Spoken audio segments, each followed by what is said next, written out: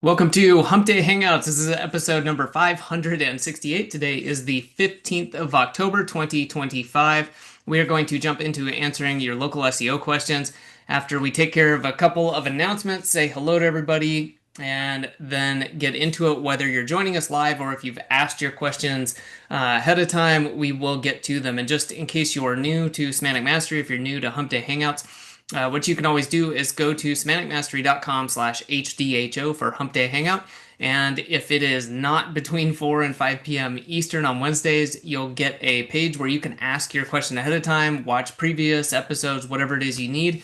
And then during the times we update that URL and boom, you are brought here live. So if you have a question and you're not sure you're going to be able to make it live, we get it. You may have other things going on. You can always go to semanticmastery.com/HDHO and click on ask your question ahead of time, submit it, and we will get to it. Only thing to add on to that is make sure then that you subscribe to the Semantic Mastery YouTube channel so you get notified when there's a new episode out and you will be able to check out the answer to your question. And I will say the benefit to being live, besides getting the information right away, is also if we need clarifications, occasionally, questions are a little vague or there's maybe a couple answers depending on some details or variables. If you're here live, we can get that information from you and help you out. If you're not here, not a lot we can do sometimes, but we try our best. So with that said, say hi to Bradley real quick. Chris is off traveling. I know he's got a pretty iffy connection, so he may join us at some point, but he's on the road right now. So Bradley, how are you doing? I'm good, man. Happy to be here. Just crazy busy and just working through building new apps and stuff, which is awesome. So pretty excited, man.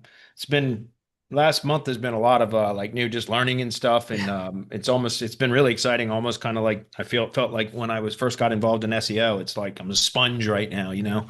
And with the challenge is how do you spend your time wisely when it's kind of like this kid in a candy store feeling, you know what I mean? With like Yeah. so much, so many things, so many different rabbit holes you can go down. It's hard to stay focused on anything to make any progress towards something productive. So that's the challenge I'm having now. It's really kind of just trying to keep really focused on something that's practical and an application of AI in a practical manner.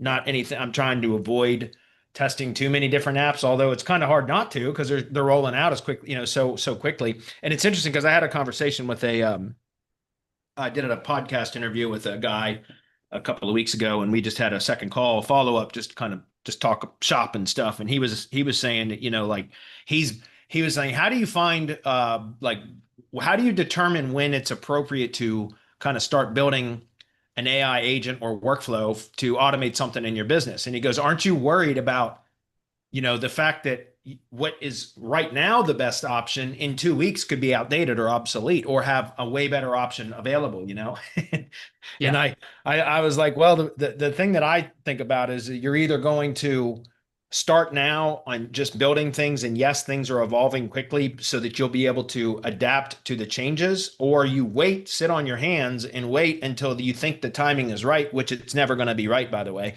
And Yeah. you wait until you think the timing is right, and then you're playing catch up on how to navigate through these apps, you know what I mean? Like in order to build stuff. And so I was like, I think you're better off just jumping in now, but really try to stay focused in on stuff that's practical applications. I mean, we all want to go after the sexy, like create these awesome workflows that are sexy and fucking amazing and all that kind of stuff so we can beat our chest and, think we're awesome. But really where I think the most potential is just creating boring automated workflows that automate or make processes within a business more efficient. Yeah. Nothing really super sexy, just practical, you know? And I think that's where the most value is right now. And that's what I'm trying to do in my own agency with some different things so that if it works out properly, possibly license it or teach, license what we've developed or teach it to others, however it works. But I think that's the real starting point. So Yeah. Well, it's been speaking fun. of process and saving time and getting the results you want, we've got a special that people are gonna who subscribe via email to Semantic Mastery are gonna find out about tomorrow, a 20% discount on local ops. So obviously that has a lot to do with process, and I know you've talked about it the last few weeks, but would you mind reminding people about what local ops is in case they're not familiar? just want to take a couple minutes here because if you're watching this live, then that means that I'm going to put the discount code in, but you can grab that. It's only going to be available at this discount until Saturday, and then everyone else will get the email tomorrow. But wanted to let everyone have an early chance at that if they're watching and interested. And like you said, a lot of this stuff boils down to process, saving time, getting results, and this is something that can work for if somebody who's doing it themselves, or if you've got some VAs or even a team. I think local ops might be a good option for them. Yeah. So local ops is, again, it's just an SOP that, well, it's really my format, my process for SEO, like how I apply, what do I apply and in what order and in what timeline. That's basically what this is. And there's two options. It's for, I've had a ton of questions over the years in semantic mastery about, like, you guys got great training, you got a lot of training or whatever, but where do I start? And so eventually that's basically where this came from. This was just like, after answering that question so many different times, different ways, I said, I'm just going to create a document, basically, or an SOP that really covers this. And it started off where it was just a Google Doc where I just shared it with the mastermind members. It was just basically a sequence of tasks and the timeline. And originally there wasn't even a timeline. But I just said, here's what I apply and in which order. Okay. And then with some links to either training or done for you services or both. Then over time, I just kind of fleshed it out a little bit more, put it in SOP format, which you can see here. There's an overview video. Training and resources are here, where I talk about what I use for that. Then the checklist. This just really breaks down essentially what the rest of the SOP is. Just really flesh this out. So this is the checklist. The rest of the SOP is exactly just formatted, which you can see here, with either training and each module has two options. It explains what it's for, why it's important, and then it gives you two options: either do it yourself, and then there's training, or done for you. And then there's an option for you to go purchase it from our white label services, meaning we do it or our team does it in-house, or from our vendors that we recommend. In any case, you have the option to either do it yourself or have it done for you. And that's essentially the process. And so this, guys, I'm telling you, you go out and start pick an industry, start having I use the directory process, but you don't have to use that. Just pick an industry, start marketing to generate leads or have conversations initially with business owners in whatever industry you've chosen, specifically, local business owner type business industries. Select a business vertical, start booking appointments, even if initially it's not to sell anything, it's just a discovery call. I'm telling you, this is invaluable to start having conversations with company owners in whatever industry you've selected, to find out what pain points they have and things like that. So, and what's working for them, what's not working for them, all that kind of stuff. Have some discovery calls first so that you can develop a way to pitch your services, your marketing services, lead gen, business build, whatever you're calling yourself, right? I don't think we should really be called SEOs anymore. But once you have kind of developed an understanding and a familiarity with conversing with business owners in whatever industry, and you might already have a chosen industry. If you don't, pick one, is what I'm saying. And then once you kind of become familiar with what are common problems or pain points for the business owner in whatever industry you've chosen, then it's going to help you to develop a much more effective marketing message, right? Marketing message and sales presentation. Right? It'll help you develop an offer too that has got the language that is going to be more compelling to that particular business owner type, if that's clear. And then once you have that, then guys, learn. That's the whole point. Go out and sell this shit and use something like local ops to either train your own in-house fulfillment team or to use white label services so that you can go out and, guys, the hard part is generating the revenue from it, right? I think the easier part is actually getting the results for local, especially if you target low competition areas, which is what I teach. Why go after competitive markets where it's going to make your job harder to get results? Why do we do that? Why? I don't understand. I think it's because everybody thinks, oh, well, because I can make so much more money. Yeah, but your headaches, or the the problems, the stress level is so much higher as well. So what I would rather have multiple lower paying clients that are a slam dunk to get results for, that need very little attention, if ever, if any, really, than to have higher paying clients that are, much more difficult to get results for. And sometimes they don't, it's not like sometimes higher paying clients don't really need any hold handing or anything. Sometimes they do, but your stress levels are so much higher. And so what I'm saying is if you go through something like local ops, guys, you have the opportunity to get out there, identify a market, craft your offer to be compelling. It's going to take some trial and error. Welcome to the world of running an actual business, right? You have to trial and error to figure out what offer converts, modify your message, all that kind of stuff. But once you have a repeatable process that is providing a fairly good conversion rate, right? In other words, booking calls, pitching offers or presenting offers, and then closing sales. You can do that until using white label providers until you have, really fine-tuned or dialed in your sales process, your marketing and sales process. And then if you want, you can bring all that in-house. Again, training's available for you. So I'm just pointing it out because, a lot of people come into the business and they want to go learn how to do rank shit first, right? Like I'm going to learn how to rank this and rank that. And then once I know all that, then I'm going to go out and sell it. And I'm going to be, my problems are over. I'll be financially free. It's only a matter of time, blah, blah, blah. Good luck with that, man. How many of you guys have been learning SEO and aren't struggling to make a real, kind of real income from it? Right? So, so all I'm saying is I think the industry's backwards. Going into the industry thinking that you have to learn how to do the SEO part first is, I think, backwards. I think the best thing to do is identify how to solve problems for a particular business owner and develop an offer with already available white label fulfillment partners.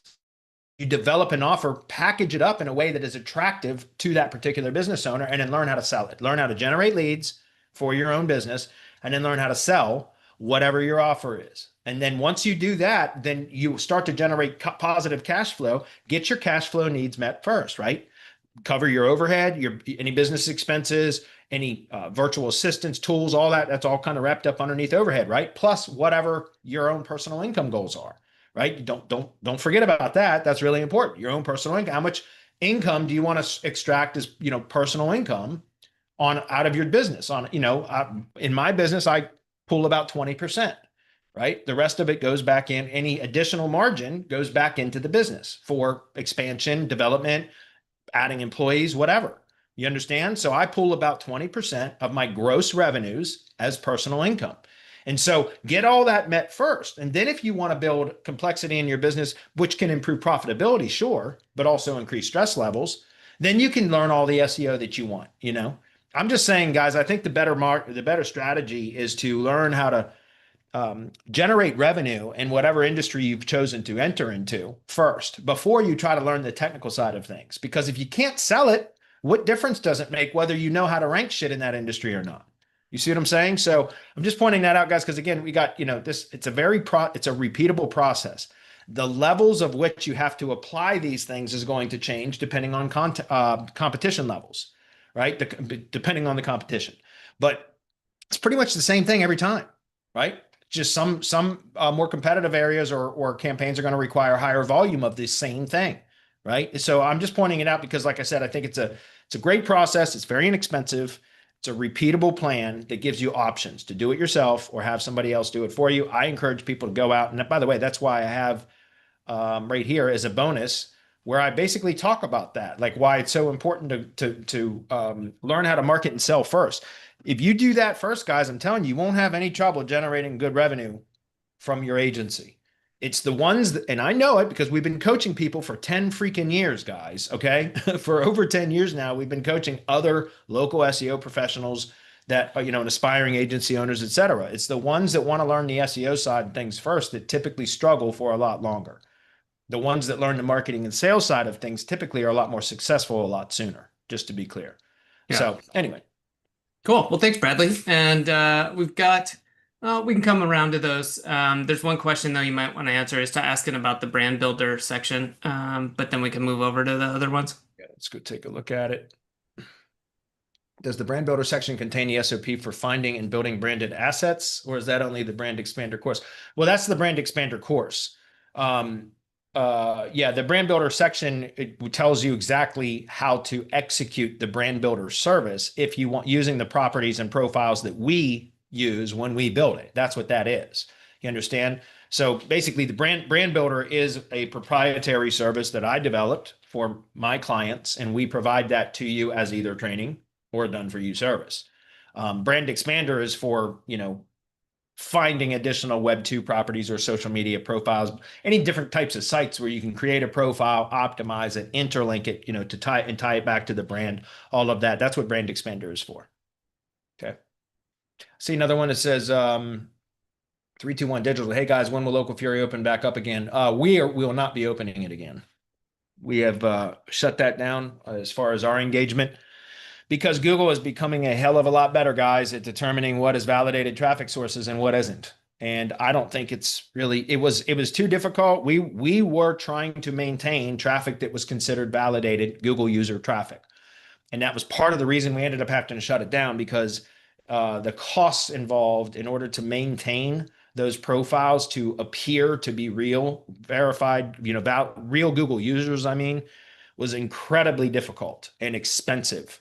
And so after, 2 years and it was continuing to get harder and harder because Google is getting better at determining whether it's a valid traffic signal or not. And trust me, I'm telling you guys, the days of us being able to do that are numbered. I understand there's some people doing some really advanced stuff, but I look at it this way, guys. I think the easier way to get CTR manipulation done is to do offline marketing for your clients, like traditional offline marketing in their local area. That gets real CTR signals, real click-through signals occurring from real consumers in the local area. That's all of that, guys. I'm telling you, just by doing things like direct mail, yard signs, you could do things like radio ads, cable TV ads, even YouTube ads, where you focus on branding so that when people see the ad, they go search for the company by name via Google and then click through. Those types of signals are so much better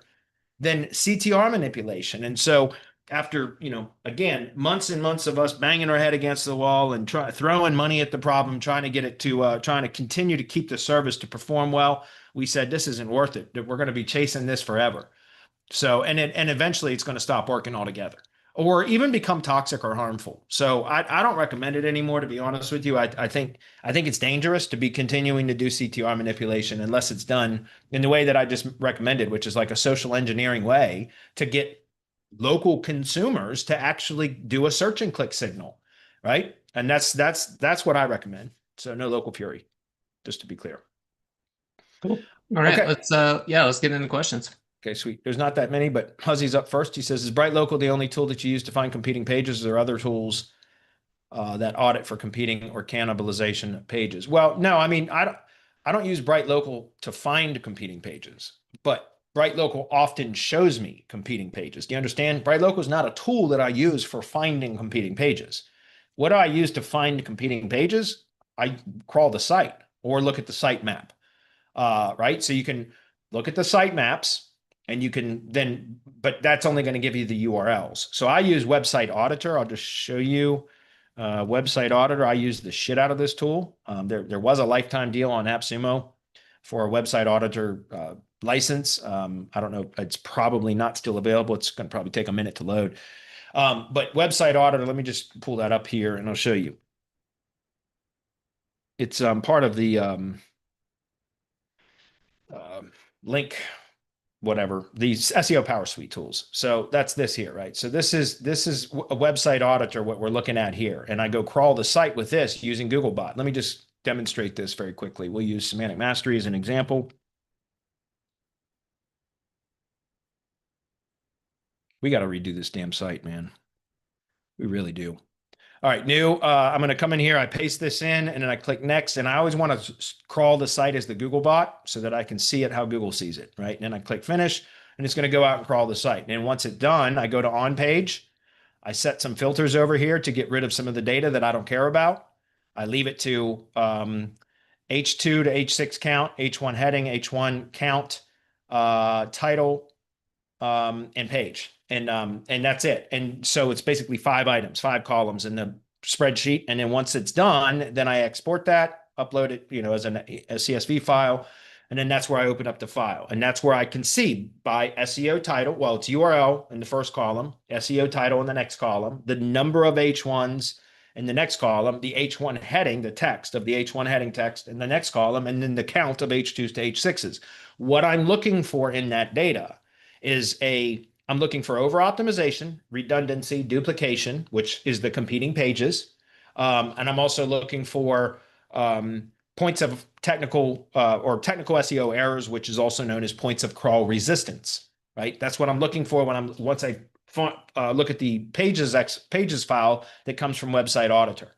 Does that make sense? Then I can usually just tell, and then I will sort by title or sort by, I usually do both, where I sort by page title or SEO title, because that will group pages that have like internal redirects or broken, like internal broken links that are broken, inner links that are broken, excuse me, because they're just going to say the SEO title, the H1, all of those are going to have NA, as it shows right here. Well, actually, that's not what I'm looking at. Let me show you what I'm talking about.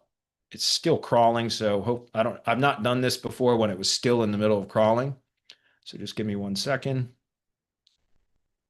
Okay, so these are the 5 items I leave. Okay, so here we go. And so then what I'm looking for, you'll see NA. And so if you sort by title first, it's going to bring group all of the page URLs that are internal redirect, either redirects or 404 errors, excuse me. It'll group all of those into one section in the page or the CSV file. And then those are all points of crawl resistance, right? Any sort of internal link like that says NA for the SEO title, the H1, etc. That means it's either an internal redirect or it's going to a 404 page. Does that make sense? So those are points of crawl resistance. So we group all of those together. Then I will usually sort. And by the way, sometimes in looking at the sorted by page title, I can sometimes see cannibalization or potential cannibalization, competing pages from that alone. But then usually if you sort by page URL too, by the way, that'll group similar page URLs together, like, for example, tag pages or category pages, things like that, which again are most of the time, in my opinion, points of crawl resistance. They should be set to no index, no follow, or no index follow if you feel like they needed to be crawled for some reason, but not indexed. But in any case, that's what I do. I use Website Auditor for that. Bright Local in the organic rank tracker report can show competing pages, but it is not a tool to identify competing pages. When I say it shows competing pages, if you've got more than one page ranking or it's showing, getting an impression in the search results, the top 50, because that's all Bright Local shows in organic search results, is anything that's within the top 50. So if you've got 2 page URLs or more for any search query that are showing up in the top 50 results, which you can see because there will be a little arrow like drop down next to the search query. So if you click the arrow, it'll show you the number of pages that are, and if you have third-party mentions referenced as well, then it'll show third-party mentions, like Yelp and, citations, anything else that are in the search results for that query. But if you see more than one page from the same domain ranking for a particular search query, and I say ranking, I don't mean on page 1. It can be, maybe you got 2 on page 1, but most of the time it's going to be, let's say, 1 on page 1 somewhere and then another one on page 2 or 3, something like that. That's a competing page, 100% competing page, because that's why it's getting 2 page URLs from the same domain for one search query, because they're competing. And that's why typically, if you've got 2 pages ranking for, or, getting an impression, being served for a particular search query, and let's say one of them's in position 4 and the other one's in position 14. Let's just use that as an example. If there had only been 1 page on the site optimized for that query or relevant to that query, then it would have likely been in position 1 to 3 instead of 4. Do you understand? But Google doesn't know which is the most appropriate page because there's more than 1 page on the domain for that same search query. So it just ranks both of them, but lower in the search, both of them lower in the search results than if there had only been 1 page relevant to that query, in which case it would have been performing better. I don't know where, but it likely would have been in position 1 to 3 instead of 4 in this example, which is why I recommend that you eliminate competing pages. Now, there is a particular site or tool that looks for cannibalization, and that is the Cora Lite tool, right? This one here shows cannibalization using the SERP volatility tester. However, I know this for a fact because I used the hell out of this tool for a long time, specifically for checking for cannibalization when doing full SEO audits. But what I've seen more in the last probably year, maybe year and a half even, was that cannibalization has almost ceased to exist, but competing pages has taken over. What is the difference? Cannibalization is when for any given search query, for any instance of, the search results, right? So any one search results instance for a particular query, it's going to show only one page from a domain at any given time for that particular search query instance. Do you understand? In other words, true cannibalization is if you were, and that's what Correlite does, by the way, with the SERP volatility tester. You can plug in a keyword, you can plug in the target domain, and then you can set, the geolocation of the browser, and then you can set the settings. The default settings are 10 back-to-back searches for whatever query you submit with a geolocated browser if it's for local, okay? And what it does is it pulls in the top 100 results. Now, I don't know how that's changed since the Google got rid of the 100 results thing, because I actually canceled my subscription to Correlite because of what I'm describing now, which is cannibalization has not been occurring that I've seen for like the last year to year and a half. It used to be where cannibalization was what was occurring when there were competing pages on the site. They would cannibalize each other. So for 10 back-to-back searches, let's say that in that example that I already just mentioned a moment ago, position 4 and 14, right? Competing pages, position 4 and 14. Okay. Then for, let's say, searches 1, 2, and 3, position 4 shows up. The page that's in position 4 shows up, but the ones that were in 14 would show as an X, meaning it's only one page from the domain being served for any given search instance. That's why it's cannibalization, because it's only one at a time, one page from any single domain for any search query. But in competing pages, which is what I've seen, like I said, for the last year and a half, is not cannibalization, but competing pages where Google will serve more than one page from the same domain for a particular search query. But typically, almost always, they're going to be lower in the search results than had there only been one page. Now, in Bright Local, I've seen as many as 3 page URLs for one search query.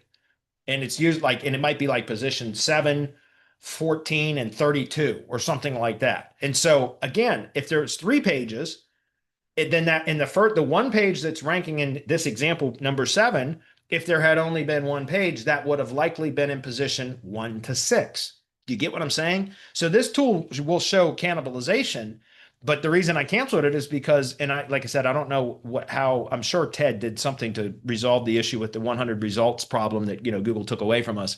But I stopped using it because this was better for showing cannibalization with a very visual representation of it. But since I'm seeing competing pages now, instead of cannibalization, I can demonstrate that with the Bright Local reports, which all clients get those anyway, if that's clear. So hopefully that answers the question. It was a good question. All right, moving on. Let me close these down. Next one. All right, YouTube comment. These are usually tough to answer, so let me give it a quick shot, and then we'll move on. If not, truth about backlinks. You claim that topical relevance is crucial when building backlinks. However, I know several examples of websites where this rule is completely ignored. Yeah, there's always exceptions to rules, and nothing is absolute in SEO. Nothing is absolute in SEO. One of the analyzed domains, almost 100% do follow backlinks coming from general interest, regional, or media type sites, such as local news portals, city websites, or radio station pages. Let's see. Yeah, that can really be powerful, though, for local. I don't know if it's a local campaign that this guy's talking about. All the backlinks are paid placements on websites. DR 30 to 60 in real traffic, but with 0 topical relevance to the target site. Yeah, but links with traffic can also produce a result, even if they lack topical relevance. That's part of the reason why I teach and I mix links with traffic metrics that I purchase from outreach providers like traditional guest poster niche edit providers. I still mix a handful of those links in alongside links that I provide with topical relevance, because there is a benefit to links with traffic. Traffic is a validator, right? So, okay, if topical relevance is truly such an important ranking factor for backlinks, then why does this kind of website still rank so well in Google search results? Well, because again, there's multiple other types of links that are being used that do have value, even if they're lacking relevance. Again, Local type site links from local sources have geographic relevance. Might not be topically relevant, excuse me. They likely aren't topically relevant, but they're geographically relevant. So if it is a local campaign, those links have influence and significance on how the GBP is going to rank in maps search. You understand? Links with traffic, even if they're not particularly relevant, can provide benefit. So again, guys, what I always recommend is what's your, I always talk about this, even the white label link building clients, I tell them flat out, like, look, we don't do outreach links like traditional guest posts and niche edits. But I do recommend that you still include some of those in your link campaigns. And I tell them exactly what I just mentioned here for tree service contractors, my own local SEO clients, depending on their retainer level, most of my tree guys are around the $1,000 a month level. I got some guys that are 1,500, some at 2,000, but most of my tree guys are around $1,000 a month. And so for them, once per quarter, we'll go out and buy one of those niche edits or guest posts that start at about $199 for a link placement. But what we are targeting then when we are selecting the link placement is at least page level relevance and then traffic metrics. That's what I'm looking for, is really traffic metrics with at least some relevance at the page level. But usually when I'm going to spend $200 on a link or more, that's what I'm going to do. If it's my client, so I'll buy one of those every 3 months for my local SEO clients that are on my tree care contractors that are on about $1,000 a month retainers. The guys that are at 1,500 or 2,000 a month will buy 2 every quarter. Because again, those types of links with the traffic metrics mixed in alongside a bunch of links with relevance, because a lot of the links that we provide don't have much traffic.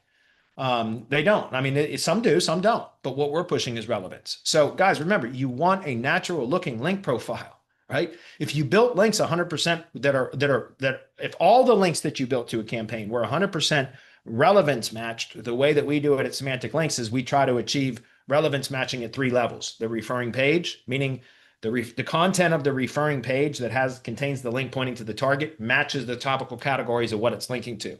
That's level number 1. Level number 2 is the referring domain level relevance matching, right? In other words, what are the overall topical themes, the most prominent or primary topical themes of the domain in its entirety? And if you can achieve relevance matching between the prominent topical categories at the domain level and ultimately what it's linking to at the target, that's referring domain level relevance matching. But then you can also look at the backlink profile pointing to the referring domain. I use Majestic's topical trust flow metric for that. It's not the metric that matters. It's the topical relevance of the backlinks. And Majestic's topical trust flow metric just happens to be fairly accurate. It's quite accurate, actually, as to the topical relevance of external backlinks. You understand? So what we try to do is achieve relevance matching at 3 levels most of the time. Referring page, referring domain, backlink profile pointing to the referring domain. But not all of our links are going to be fully relevance matched because, and getting back to what I was saying, is that would look manufactured. That would smell fishy. You get what I'm saying? You don't want all of your links to be 100% topically relevant at multiple levels because that looks manufactured. You want a natural looking link profile. How do you do that? Well, you get links from all these different sources, many of which were just mentioned here. Does that make sense? So you do that, you have a natural looking link profile, and you're getting all of the different signals that are needed in order to rank well. Okay. It's a good question. I appreciate the question. Hopefully I answered it well. Mike says, I notice your Felling.pro LLG sites, you're using subdomains for local counties within the states you were targeting, which I like. I'm considering taking the same approach. Well, let me just tell you one thing then. Don't build on high level now. I know I was telling everybody to build on high level for about 1.5 years. High level sites are not performing well all of a sudden. Not all of a sudden. It's been a few months now. I was hoping they'd come back, and they may eventually, but I don't know when. And honestly, I'm done with high level sites. Performed terribly in organic search for a long time, and then something changed, and all of a sudden they started ranking really well with proper structure and everything. I mean, and for 1.5 years, maybe even 2 years, like that was my favorite way to build sites. And then 3 or 4 months ago, something happened, one of the Google's updates, and it doesn't like high level code again, I guess, for their websites. It is very bloated code. I knew that all along, but it seemed like it didn't matter for a while. And so I really did. I shifted so many of my sites over to high level sites, and God damn, I wish I wouldn't have done it now. And that's why just because they're not performing well again, and they may come back, but I don't know when. So I started using bolt.new as a new site builder that, because you can chat with it and have it build the site. I haven't really perfected it yet. I'm trying really hard to build a site builder in bolt.new that will be a repeatable way to deploy LLG sites by just completing a form, just like I did with the LLG sites in high level. But this outputs a very light, very lean code type of an HTML site, blazing fast, loading, very light on the code. It's not all bloated. And so I'm trying to replace my LLG sites entirely with bolt.new with a site builder. I've been working on it for a few weeks, but I only have limited time to work on it. So that's not been done yet. But eventually when I get it done, then I'll be moving all of my sites off of high level onto bolt sites where we just map a custom domain to it. I mean, we keep the same domains. We're just going to change the platform, right? The site platform from high level to bolt because it's done in HTML and it's blazing fast. And I've done some testing with some site builds. I haven't built the site builder yet. I'm still working on that, but I have built some test sites with bolt.new to test them, and they do perform significantly better than high level sites, just to be clear. So anyway, to get back to the question was, I'll be populating my site with local hotels. Let's see. I'm considering taking the same approach to my local directory listing site, which just targets a single state. Okay. I'll be populating my site with local hotels, multifamily housing, local job listings, local events, and local restaurants. The GBP has the primary category of the business center. Okay. I will populate my first site or my site first with hotel data, then branch out from there. I'm trying to figure out the best URL structure. I'm using a fictitious domain, local.directory, and example hotel Marriott, but which approach would be most beneficial in terms of ranking my directory site as well as the hotel brand in organic SERPs and Google Maps?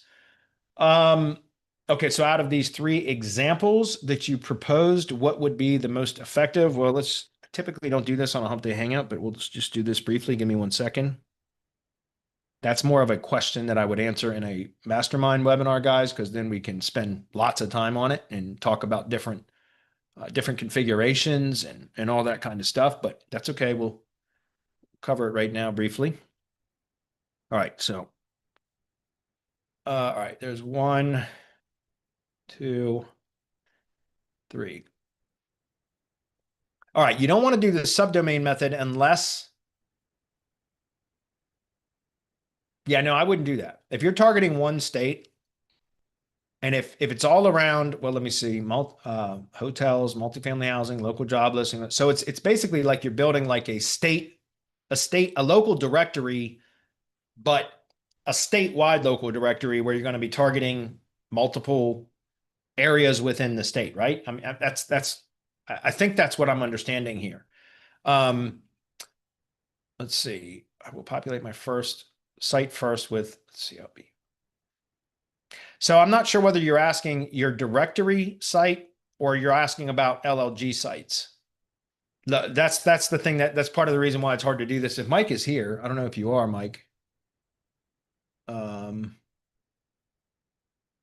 Yeah, I don't see Mike in the chat, guys. So if Mike was here, I would ask for clarification on this. So it's kind of hard for me to understand the question because I don't know if he's asking about building. It looks like the directory because it's in the domain. So this must be the directory. So no, if it's a directory, you do everything on the one directory domain. I wouldn't split it up because you're going to have a nightmare of a time managing a whole bunch of different sites on different subdomains for one directory. Right? It's one directory brand. Now I understand, Felling.pro is one brand, but Felling.pro is a local tree care contractor brand, which means every separate location that they want to target or service area that they want to target can have its own site because that site would be literally for one contractor. And maybe a contractor wants to target, 3 big areas. Well, then I'd give them 3 separate sites separated by county, just the way that I've got Felling.pro set up. But the directory is all on one domain, treecarehq.com. Now I have a podcast.treecarehq.com, but that's specifically just for podcasts. You understand? So if I'm going to build a directory, I'm going to build the directory under one brand, all on the one site, right? You have categories. You silo the site by industry, right? Or by location. Go look at TreeCareHQ. You can do it either way or both. It's really both. You can sort or search by industry or business category, service category. And mine, there's tree services, landscapers, and excavators. And the only reason why I have landscapers and excavators is because some tree guys do one or both of those other services. That's the only reason why they're even on the directory site. Or you can sort by location, state, city, whatever. Does that make sense? So the directory site you're going to have set up, I would do it this way. For lead gen assets, if you're going to build organic only lead gen assets, which I recommend using as a sales tool, then that would be different. You would have a separate subdomain for each kind of local business type of a site that you were building. If that's clear. So hopefully that answered your question. Let's move on. I don't think Mike's here, is he? No. I see a couple questions or comments. David, what's up, man? He says, I still haven't used high level at all. Well, you're better off now. Now, don't get me wrong. I love high level and hate it, but I love and hate it, just to be clear, because I'm fully married to high level by now. But I'm talking about specifically just the websites.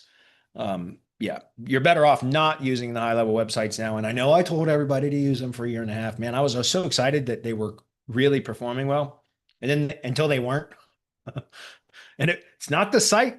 It's not the structure of the site that is preventing it from performing better. It's high level. How do I know that? Because it was across the board, right? With high level sites. So anyway, the trick is to build it once, then remix it. I built a website on Bolt, fooled around and published it before I finished really building it out. Wouldn't you believe, not only my index, but I'm starting to get traffic. I know those sites, I'm telling you, man, those sites, Google likes efficient code, guys. I'm talking about this for 2 years. The two most important things in local search: branded location authority, which is, what does Google understand about the brand, specifically that particular business location. The second one is site efficiency. I've been talking about that for 2 years.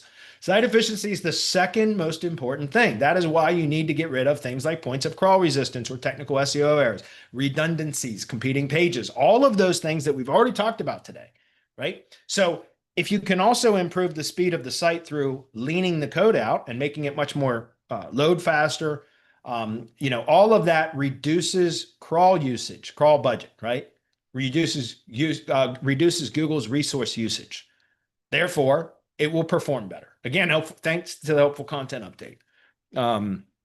That is a major ranking factor that I've seen from all the analyses that I do all the time. And not kidding, guys. The more bloated the site, the poorer it performs. And that includes not just pages, but the code itself. That's clear. All right.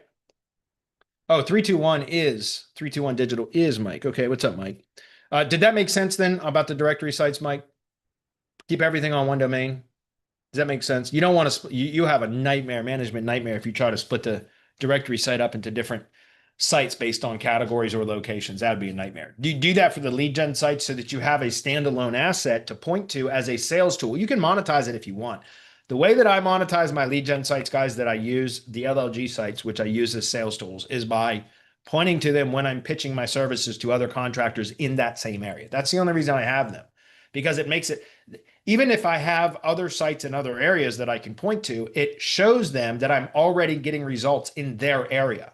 Oftentimes, when I'm using the LLG site as a sales tool, it is already outranking their site for at least some of their keywords in some of the areas that they're targeting. It doesn't have to outrank it entirely, but I can point to it and say, look, I just built this site, a month ago or 2 months ago or whatever. I don't have anybody in this area yet, but it's already performing very well. It's outranking you in some cases for some of the areas that you're targeting for some of the services, blah, blah, blah. Here it is. And I did this in 2 months with no budget. So with your budget, imagine what I could do for you. And by the way, if you sign up with me by Friday or whatever it is that I say, I'll assign any of the leads that come from this site exclusively to you and nobody else, as long as you're a paying subscriber. Does that make sense? Should we work together? That's what I do. So LLG sites are for sales tools, not necessarily to monetize, because organic lead gen assets really don't produce very many leads anymore. They did, but they don't so much anymore. So now it's more about using it to show that you already can get results in their area for the exact same products and services that they sell, and use that as a kind of a deal sweetener, so to speak, to get them to purchase your retainer-based marketing services. All right. Yes, thanks, he said. Okay, perfect. Thank you, Mike. I appreciate that, man. I'm glad that was helpful. And if Mike, if you're the Mike who I think it is, that's in our mastermind as well, we do have Build with Bradley meeting tomorrow. So you're more than welcome to jump on. We can have a discussion about it. If that's you. If it's not, then come join the mastermind and talk with me anyway. All right. Next is Costco says, do you add all your LLGs to GSC to submit them for indexing or let them index? No, I submit them to Search Console 100%. 100%. Submit them to Search Console. Because we're not doing anything spammy. I'm not doing anything spammy with those sites. So I don't care. There's no reason not to have them in Search Console, in my opinion. Right? So absolutely. As soon as it's published and ready, I take the sitemap URL and go straight to Search Console and add it by URL prefix and then add the sitemaps. Then I do, page speed insights. So that gets the bots. By the way, that's a little trick when you add a new site or page or whatever to a new domain, new site, whatever to Search Console. If you go page speed insights and have it go scan, that gets the bots coming to crawl the site. So it can help with indexing a little bit faster, but absolutely. Okay. All right, next, let's see. The question here is from Jace. Jace says, for our mobile auto repair company, what is the best way to list all of our makes and models we service efficiently, but that will also rank? I don't know, because I don't know that I would want to create a bunch of pages on the site targeting makes and models. Mobile auto repair. Yeah, you might be. I've not done that before. So this is speculation. Okay. Please understand if it's not something I have any actual experience with, I can try to provide some guidance, but I've got to disclaim right up front. It would need to be tested. I don't know. Okay. You could probably create pages for makes, like, manufacturers, car manufacturers, makes, but I would probably only target one page for each manufacturer or make, and then just have that page fleshed out with, even if it was an accordion or kind of expandable or collapsible menus, whatever you want to call them, that would, talk about the different models of that particular make or manufacturer. Does that make sense? Because otherwise you'd end up creating so many goddamn pages on the site. And you might want to test with that too. Maybe here's a way to split test it to determine what would be look, I always want to recommend the minimum viable option first, see how it performs with the least amount of work, right? So maybe go in and pick the top 5 car manufacturers or makes that this particular company of your client of yours, Jace, or I don't know, Jace, this might even be your own business. I know who this is. But in any case, you could, whatever the top 5 most common models are, if you have that data, maybe go and set up 5 pages, one for each of those manufacturers, and then take a couple of them and add just a menu or whatever, some sort of a element within the page that will reference each of the different models of that particular manufacturer. See how does that perform? That one page, how does it perform for search queries, including the manufacturer or make's name, the model names, et cetera? Because you may be able to get away with just one page talking about the manufacturer and all the different models. And remember, guys, you don't need to have that. That page doesn't need to have 4,000 words of content. I promise you. Okay. But then on some of the other manufacturer pages, you could create child pages, or posts within that category, depending on how you configure it. That would be a separate, very short post or page for each of the models. I would think that would be quite busy and create a lot of additional work and a lot of pages. So I would prefer to do everything on one page and see how it performs first. Here's a way that you can test it without automatically just going out and creating a bunch of model pages as child pages or posts within the appropriate model manufacturer category. I would first start with what I just mentioned, which was create a separate page for each manufacturer, where then on that page, all of the models are referenced. That's it. See how it performs. And then if you have some that are performing fairly good, but let's say, for example, you give it 4 to 6 weeks after it's been indexed to see how is it going to settle in for, a very some of the search queries related with a particular manufacturer, for example. Let's just use Ford as an example. So say Ford F-150 mobile auto repair as just an example. Let's say that that's ranking in position, and with the city modifier, obviously, right? Because local. Let's say that you're ranking position 12. I'm just throwing numbers out. It's pure hypothetical, okay? But let's say it's ranking position number 12. Well, then you've got a couple of choices. You can either build links to that page with Ford F-150 mobile auto repair and variations of that type of a keyword as an anchor text, right? And when I say build links, very sparingly, and see, can you move that page up for that query by building a link to that page with some variation of that query in the anchor text? You might be able to do that. That prevents you from having to publish more pages. Okay. But that's one option. The other option then would be to pull that specific model out and create a child page or post placed within the appropriate category that then you're going to interlink from that top level Ford page. When it references F-150, then it's going to have an internal link to the supporting page. Within the F-150 page, it's going to have an internal link back up to the Ford page. Do you understand? Now you've got a whole nother page, which will likely perform better in search. But now you've also got to consider the additional work, and that becomes another link building target, which means you're going to dilute your link building because now you've got more pages to build links to, right? You also dilute internal linking, et cetera, because it's going deeper into the URL structure, all of that. So I always recommend doing the least amount of work, period. Number one, for the workload reason, but number two, because it keeps the site more efficient. What did we already talk about on today's call? Site efficiency. The leaner the site, which includes number of pages, the better it tends to perform in local search right now. So if you've got a site that if you can achieve it with one page, a manufacturer page referencing all the models, you're better off than if you have to create separate child pages, supporting pages for each of the models that are nested underneath their appropriate manufacturer page. Does that make sense? But those are just a couple of examples of how you can test this to figure out what the best configuration is. And it's going to require some testing. Unfortunately, that's our business, right? Hypothesizing, testing, and then once you come up with a control, that becomes your default, your control. You always try single variable tests against your control to try to beat your control. Once you find something that performs better, you work it in to your control, and then you start split testing other variables until you can beat the control again, right? That's how you do it. So hopefully that makes sense. That's the way I would do it. Okay. Yeah, it would be very inefficient to build all those pages out. So I'd start with one page and then see how it performs. Only build those additional pages if needed, if you're going to test on it. All right, Alex says, hey, Bradley, I had a plumbing company come to me for services, but they already signed up with one of the large plumbing centric agencies, but they still want me to help them out. So I'm going to do content, citations, web twos, PRs, etc., to appear in AI results. How do you recommend I do these services without shooting myself in the foot and helping the other company's efforts?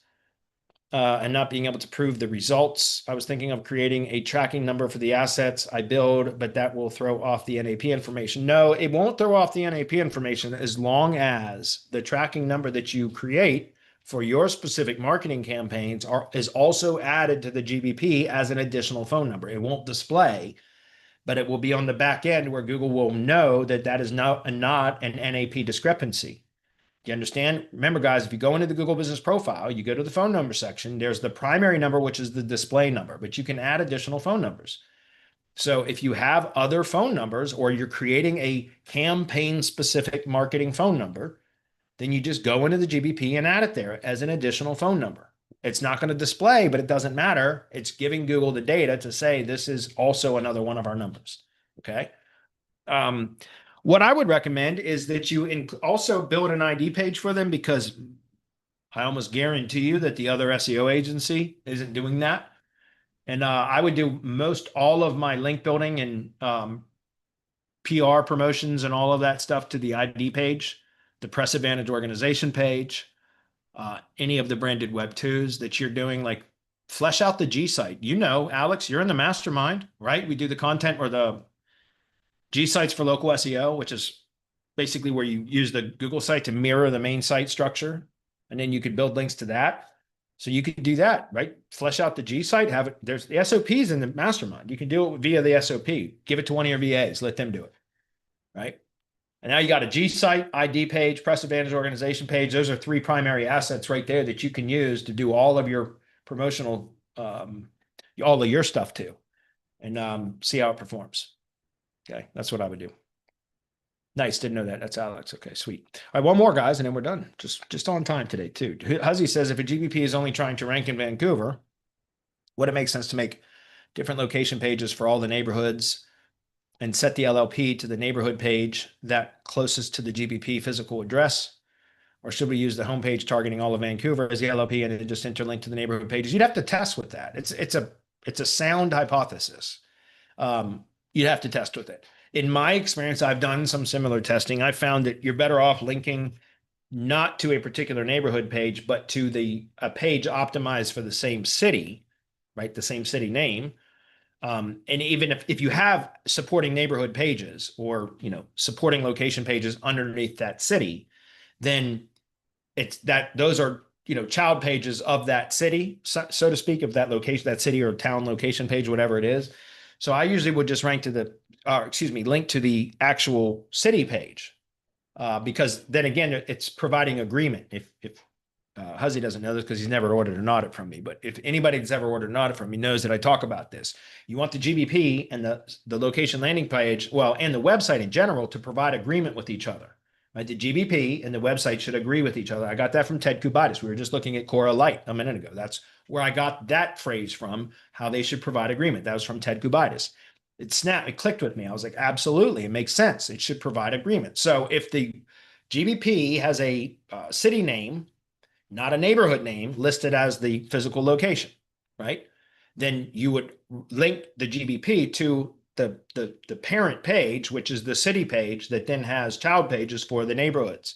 Hopefully that's clear, but it's worth testing, right? It's worth testing.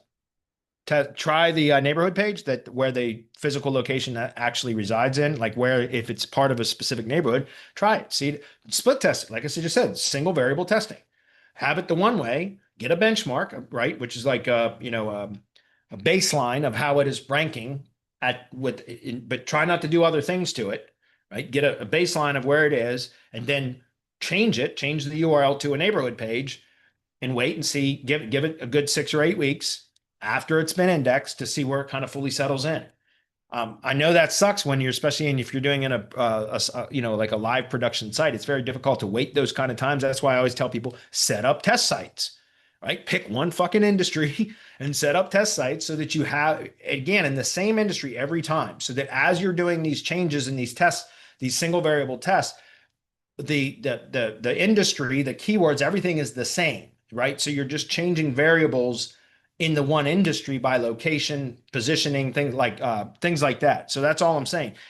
By the way, anytime you have a test site that you've done something that you found to be a winning combination, that now becomes a monetizable site.